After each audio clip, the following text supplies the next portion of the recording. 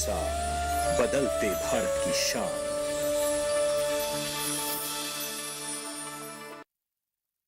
गांव किसान के सह प्रायोजक है agriculture insurance company of India limited. संपन्न भारत की पहचान, बीमित फसल, खुशहाल किसान।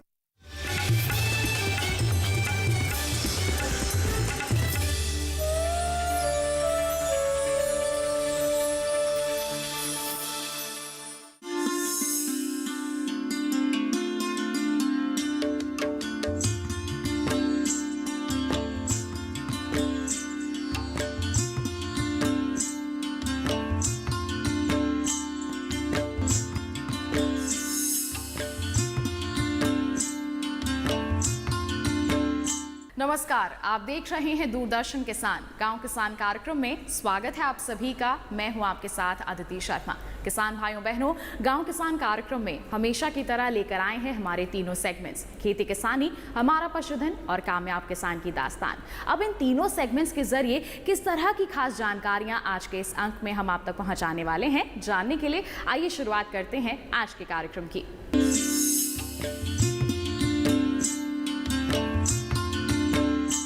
हमारे देश में फलों की खेती काफ़ी अच्छे स्तर पर की जाती है। अगर हम खास तौर पर यहाँ पर बात करें कच्छ क्षेत्र की, तो यहाँ पर लगभग हर तरह के फल की खेती हमारे किसान कर रहे हैं और इसके पीछे का श्रेय जाता है यहाँ के केवीके को। जी हाँ, इस क्षेत्र की अगर हम बात करें तो आम की पैदावार हमारे किसान काफ़ी अच्छे स्तर पर हासिल कर रहे हैं, अच्छी आमदनी भी अर्जित कर पा रहे हैं। किस तरह से ये संभव हो पा रहा है, जानने के लिए आइए नजर डालते हैं हमारे सेगमेंट खेती किसानी पर।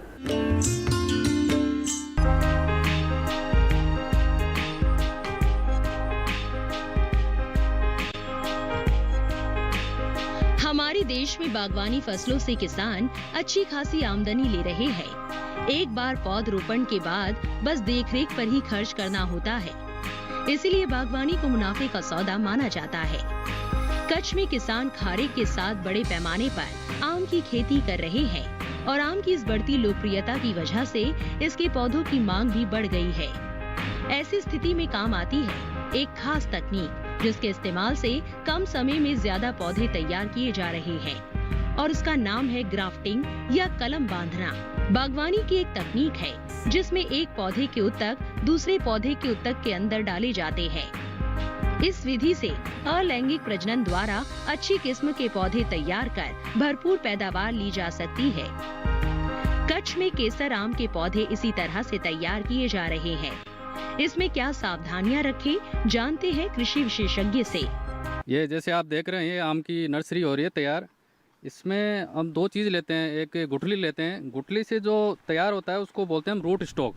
रूट स्टॉक का काम है अपने ज़मीन में जो भी अपने ITDS है, जो भी हानिकारक बैक्टीरिया है, उनके ऊपर रेजिस्टेंस पावर करना, और उसके ऊपर हम कलम लगाते हैं, उसको बोलते हैं हम साइन। साइन का काम होता है जो भी हम वैरायटी लेते हैं, जैसे हम कच्छ में लेते हैं केसर वैरायटी, जो यहाँ की बहुत फेमस वैरायटी है, तो इसके ऊपर जो कच्छ की केसर कलम की जो कलम लगाते हैं, उसके ऊपर जो मैंगो आएगा वो एक्सपोर्ट क्वालिटी का मैंगो, बढ़िया मैंगो आएगा। और इसके बहुत बड़े फ़ायदे हैं कि नर्सरी से हम बहुत अच्छा रोज़गार भी प्राप्त अपने जो यूथ है आज के टाइम में, उन यूथ को बहुत अच्छा रोज़गार दे सकते हैं और इससे यूथ अपनी आजीविका कमा के और बहुत अच्छी इनकम ले सकते हैं। मैं तो कहूँगा कि आज के टाइम में सबसे बड़ा जो रोज़गार है यूथ के लिए, वो नर्सरी से बढ़कर अच्छा रोज़गार नहीं हो सकता। क्यों नहीं हो सकता? क्योंकि आज किसानों के पास जो क्वालिटी प्लांटिंग मटेरियल है, वो क्वालिटी प्लांटिंग मटेरियल किसानों को अवेलेबल हो ही नहीं रहा। जो मटेरियल आ रहा है या तो बाहर से आ रहा है, जो बाहर से क्वालिटी प्लांटिंग मटेरियल इतना अच्छा नहीं आ रहा, क्योंकि वहाँ से जो प्लांटिंग मटेरियल आता है उसमें जनरली या तो निमेटोड की प्रॉब्लम होती है या जो वहाँ की सॉइल के साथ फंगस आ जाती है, तो वो अपने किसान भाइयों के खेत में भी वो समस्या बाद में दिक्कत करती है। इसलिए जो लोकल में अब अगर यूथ इस चीज़ को करना चाहे तो उनको इनकम का भी फ़ायदा होगा और किसानों को अच्छी क्वालिटी का प्लांटिंग मटेरियल भी दे सकते हैं वो। तो इसमें बहुत ज़्यादा कोई साइंस नहीं है। इसमें अपने जो देसी मैंगो है उसकी गुठली लेके, जो उसका काम देसी का काम होता है कि जो अपने ITDS वाला वाटर है या जो भी डिजीज इंसेक्ट है उसके प्रति रेजिस्टेंट रहता है, और जो उसके ऊपर हम जो कलम लगाते हैं उसको साइन बोलते हैं, वो उस पर लगा लेते हैं। इससे अपने को एक अच्छी क्वालिटी का पौधा प्राप्त हो जाता है। तो ये मैं कहूँगा कि यूथ भाई जो अपने युवा है आज के पढ़े लिखे हैं, उनको इस नर्सरी में ज़रूर आना चाहिए और इसमें ज़्यादा से ज़्यादा अपना इन्वेस्ट करके और अच्छे अपनी इनकम ले सकते हो। इस काम में यहाँ के किसान भी पीछे नहीं है। किसान हरीश भाई ठक्कर भी ग्राफ्टिंग करके आम के पौध तैयार कर रहे हैं और बाकी किसानों को भी केसर आम के पौध उपलब्ध करवा रहे हैं। आइए जानते हैं इस तकनीक की खूबी के बारे में खुद हरीश भाई से ही। हम लोग ये मैंगो का ग्राफ्टिंग कर रहे हैं, केसर मैंगो का। कुछ समय पहले जब हम सौराष्ट्र में 1965 की साल में ये मैंगो हम सौराष्ट्र से लेके आए थे, जब ये ताउकी वावाजोड़ा आया तो वहाँ पे मैंगो का झाड़ गिर गया, फ्रूट भी गिर गया। इसके बाद हमने सोचा कि इन लोगों को अभी ज़रूरियात पड़ेगी, तो मैंने 2 लाख गुठली कच्छ में से देसी आम की इकट्ठा करके और इसका ग्राफ्टिंग बनाने का स्टार्ट हो गया है। वो दिखता है ग्राफ्टिंग बना के। जो समय में हमारे को सौराष्ट्र 1965 में मैंगो सिखाया था, अभी को उनकी ज़रूरियात है, तब हम मैंगो का ग्राफ्टिंग बना के उनको देंगे और लोगों को ये काम भी मिलेगा, एक रोजगारों को कि ये हम 2 लाख बनाएंगे तो इसमें अंदाजित 1500 से 2000 रोजगार, सब गुठली, प्लांटेशन, बाहर निकालना, हार्डिंग करने का इतना लेबर लगेगा। उन लेबर लोगों को भी काम भी मिलेगा और ये लोगों को हम सप्लाई भी कर लेंगे। और किसान को जिसका फार्म है वो ग्राफ्टिंग करके पैसा भी कमा सकता है। वो पैसा ऐसे कमा सकता है कि उसकी जगह रहती है, मैंगो का पेड़ रहता है, तो मैंगो के पेड़ से ऊपर का मटेरियल लेके गुठली फार्म के फार्मर के पास रहती है, तो ये जो बनाता है वो 200 रुपीज़ में बिकता है और उसकी कॉस्टिंग है वो 30-35 से बहुत अच्छा करे तो 50 रुपीज़ में हो जाती है, तो उसको 200 तो 150 तो उसको प्रॉफिट होती है। जो किसान है, मैंगो वाला किसान है, वो भी काम कर सकता है। और ये साल से अभी मैंगो का डिमांड भी बहुत है और कच्छ का मैंगो है वो दुनिया भर में प्रख्यातित मैंगो है। इस तरह से तैयार पौधों को विकास करने में समय नहीं लगता। इनकी प्रतिरोधक क्षमता भी बेहतर होती है, जिससे नुकसान कम और मुनाफा ज्यादा मिलने की संभावनाएं बढ़ जाती हैं।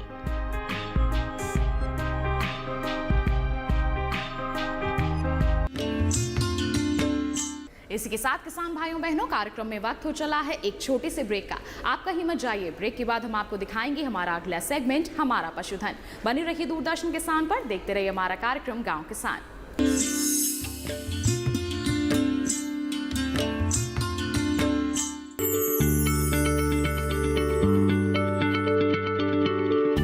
क्या आप किसी बीमारी से परेशान हैं? चाहते हैं डॉक्टर की सलाह? तो हम हैं आपके साथ, बताएंगे आपको जीने की राह। समस्याएं आपकी, समाधान देश के मशहूर विशेषज्ञों के।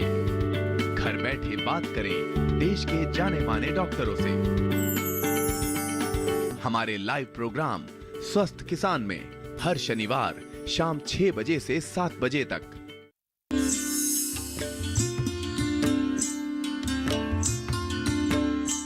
ब्रेक के बाद दूरदर्शन किसान के कार्यक्रम गांव किसान में आप सभी का फिर से स्वागत है।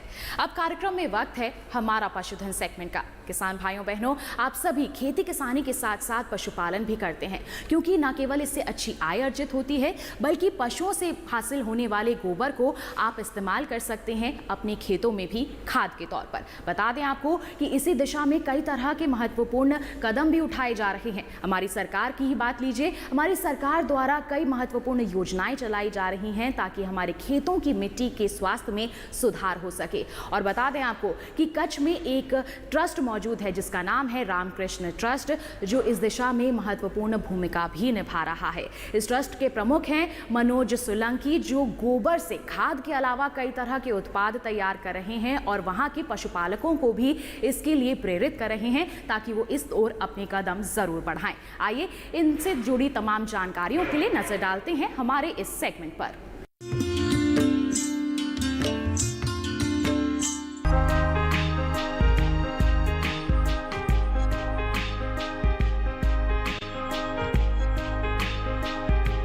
कच्छ में खेती करने के तौर तरीकों में काफी बदलाव आया है। यहाँ के किसान रासायनिक खेती की जगह जैविक खेती को अपना रहे हैं और इसमें सबसे बड़ा सहयोग रहा है रामकृष्ण ट्रस्ट का, जहाँ गौ पालन के साथ साथ गाय के गोबर से खाद बनाने का काम किया जा रहा है। ट्रस्ट की ग्रामोद्योग व्यवस्था में गौशाला और कृषि के मूल्यवर्धन के लिए काम किए जा रहे हैं। यहाँ के प्रमुख मनोज सोलंकी गोबर से खाद ही नहीं बल्कि कई तरह की उपयोगी चीजें भी बना रहे हैं। वो बताते हैं कि इस समय गोबर से करीब 80 तरह के उत्पाद बनाए जा रहे हैं। इसके अलावा गाय के गोबर से कॉस्मेटिक उत्पाद, गौमूत्र से अर्क, मलहम, साबुन, शैम्पू, फिनाइल, मंजन, अगरबत्ती जैसे कई तरह के उत्पाद तैयार किए जा रहे हैं। साथ ही खेती के लिए जैविक खाद और जैविक कीटनाशक भी बनाए जा रहे हैं। इनके द्वारा तैयार की गई खाद में फसल के लिए जरूरी सभी पोषक तत्व मौजूद है, जिससे किसान इसका उपयोग कर भरपूर उत्पादन ले सके। इनकी खाद में गोबर, एग्रो वेस्ट, रॉक फॉस्फेट, गेरू, परलाइट, लिग्नाइट जैसे तत्व मिलाए जाते हैं। इस तरह से 5 टन खाद प्रतिदिन बनाई जाती है, जिससे जैविक खेती का दायरा बढ़ाया जा सके। हमारा ये एक ग्रामोद्योग का प्रकल्प है, जिसमें गौवंश, गौशाला और कृषि का जो उत्पाद है उसका मूल्यवर्धन करने का ये ग्रामोद्योग व्यवस्था है।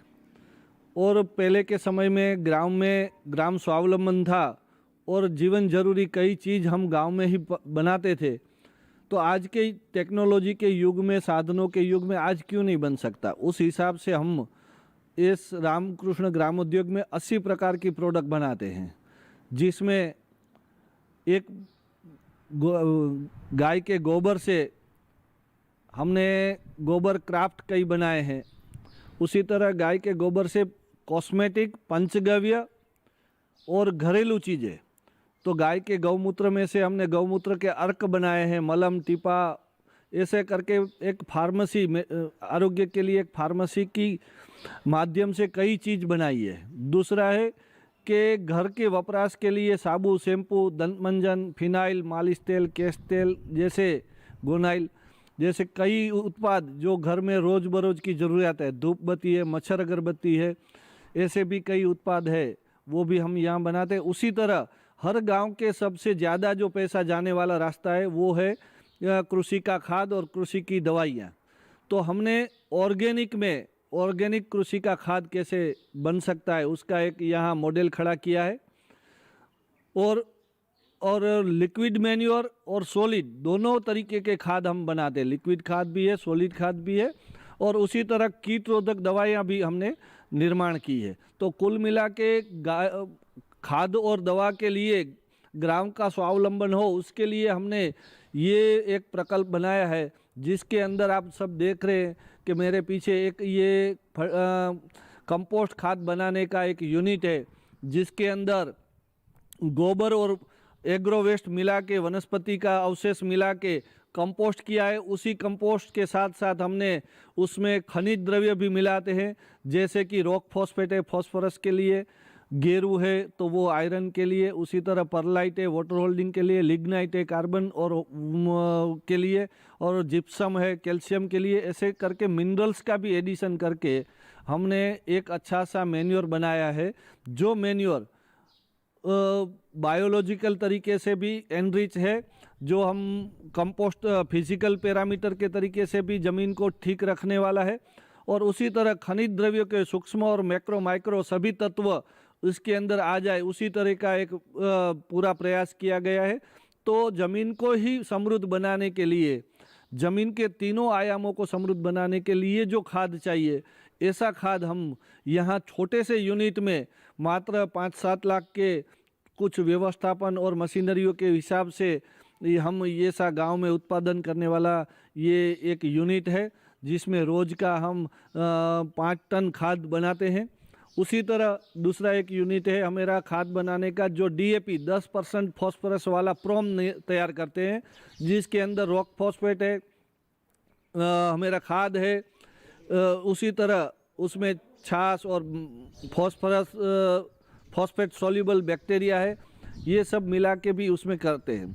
ये जो कंपोस्ट खाद है, जब हमारा पूरा मिक्स करते हैं, उसके लास्ट एंड में हम उसमें कई प्रकार के जो बैक्टीरिया है वो बैक्टीरिया भी एनरिच करते हैं।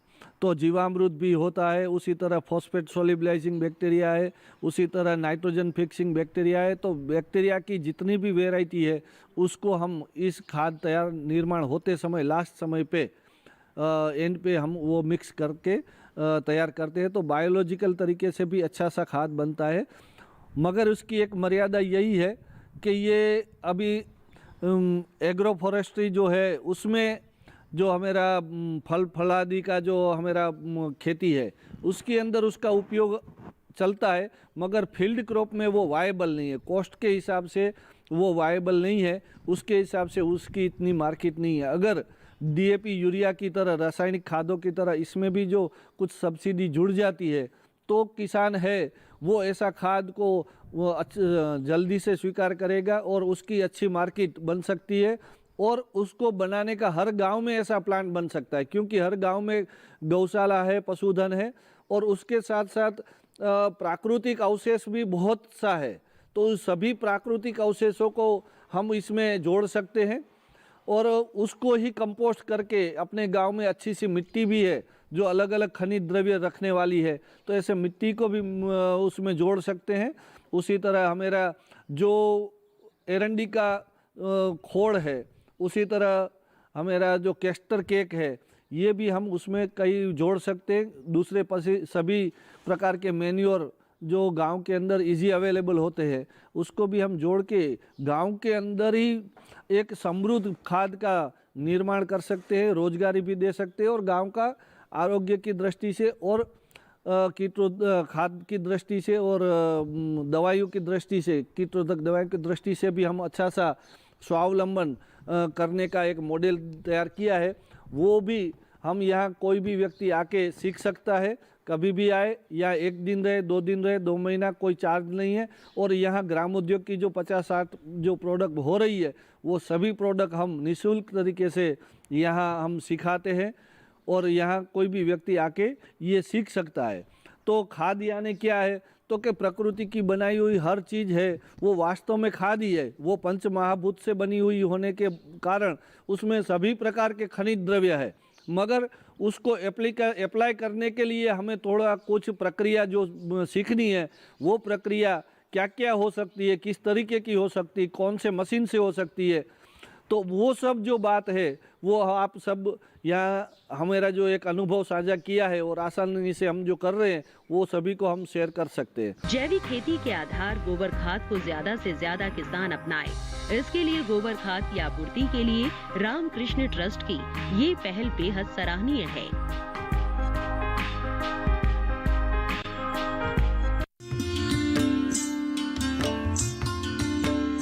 किसान भाइयों बहनों, अब कार्यक्रम में वक्त हो चला है पशुपालक कैलेंडर पर नजर डालने का। तो इस समय में आप किस तरह से अपने पशुओं की देखभाल कर सकते हैं, जानने के लिए नजर डालते हैं इस माह के पशुपालक कैलेंडर पर। अगस्त माह का पशु कैलेंडर 2021। अगस्त माह में ध्यान देने वाली बातें: पशुओं को अत्यधिक तापमान एवं तेज धूप से बचाने के उपाय करें। खुर मुंह पका, गलघोटू, लंगड़ा बुखार या कृष्ण जंघा इंटेरोटॉक्सिमिया रोग के टीके यदि नहीं लगाए हों तो अब अवश्य लगवा दें।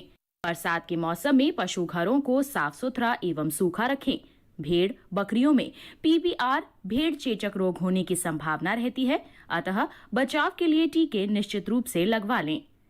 पशुओं के खुर मुंह पका रोग से ग्रसित होने पर रोगग्रस्त पशुओं को अलग रखें एवं ग्रसित पशुओं की खान पान की व्यवस्था भी अलग से करें।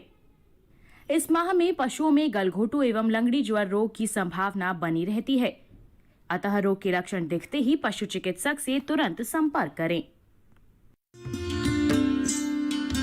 इसी के साथ किसान भाइयों बहनों, कार्यक्रम में वक्त हो चला है एक और छोटे से ब्रेक का। आप कहीं मत जाइए, ब्रेक के बाद आपको दिखाएंगे हमारा अगला सेगमेंट, कामयाब किसान की दास्तान। बनी रहिए दूरदर्शन किसान पर, देखते रहिए हमारा कार्यक्रम गांव किसान।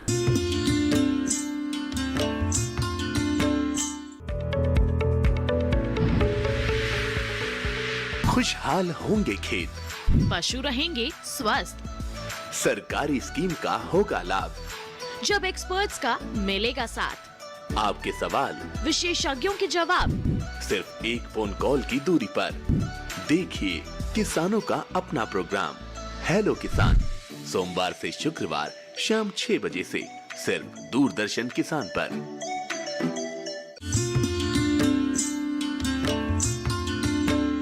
ब्रेक के बाद दूरदर्शन किसान के कार्यक्रम गांव किसान में आप सभी का फिर से स्वागत है। अब कार्यक्रम में वक्त है कामयाब किसान की दास्तान का, यानी कि मुलाकात करने का हमारे एक प्रगतिशील किसान से, जिन्होंने अपनी कड़ी मेहनत से ये मुकाम हासिल किया है। खेती किसानी के क्षेत्र में अन्य किसानों के लिए वो प्रेरणा का स्रोत बन गए हैं। आइए मुलाकात करते हैं इनसे, जानते हैं क्या है इनकी सफलता की कहानी।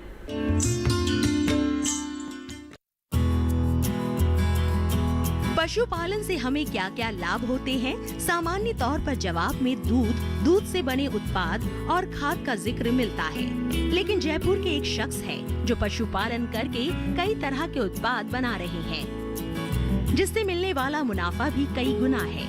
इतना ही नहीं, 15 तरह की अलग अलग गतिविधियों को भी संभाल रहे हैं, जो प्रकृति और पशु दोनों के लिए अनुकूल है। गायों का चारा खिला रहे ये है किसान सुरेंद्र अवाना, जिन्होंने 2016 में डेयरी व्यवसाय की शुरुआत 2 गायों से की। लेकिन उनकी मेहनत और सफलता का अंदाजा इसी बात से लगाया जा सकता है कि आज उनके डेयरी फार्म में करीब 195 गायें हैं।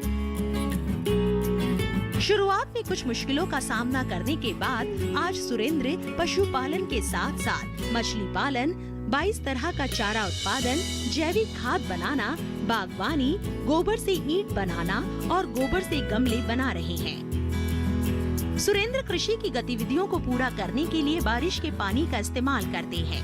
पानी की उपलब्धता बनी रहे, इसके लिए उन्होंने 4 तालाब बना रखे हैं, जिनमें बारिश का पानी एकत्र कर लिया जाता है और उसी पानी से उनका हर काम आसानी से संपन्न हो जाता है।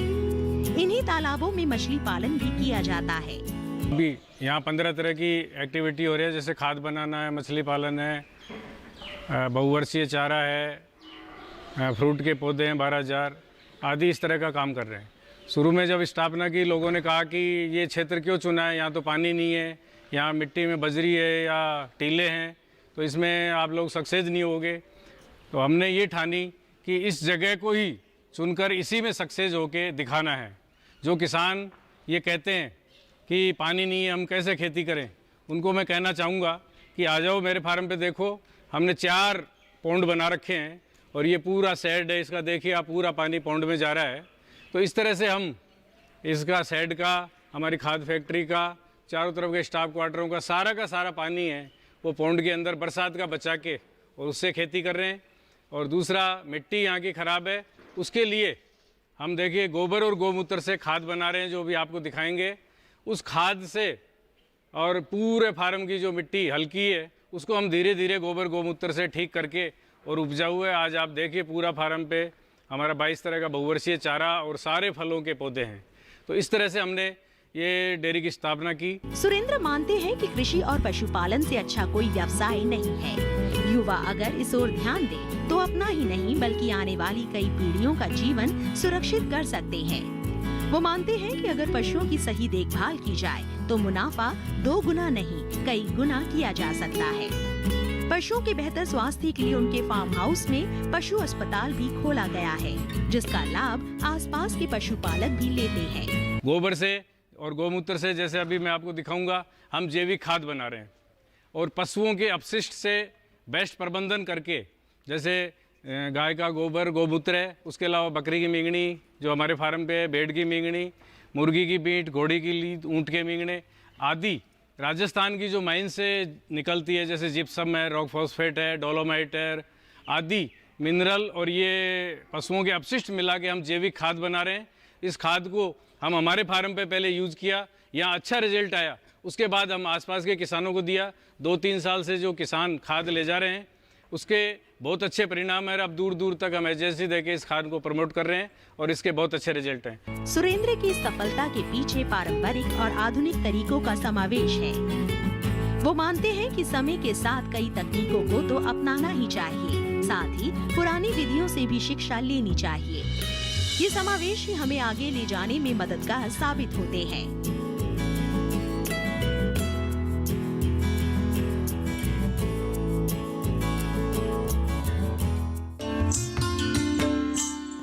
किसान भाइयों बहनों, ये थे हमारे आज के सफल किसान। हम उम्मीद करते हैं कि इनकी कामयाबी को देखकर आप भी इनसे जरूर प्रेरित होंगे।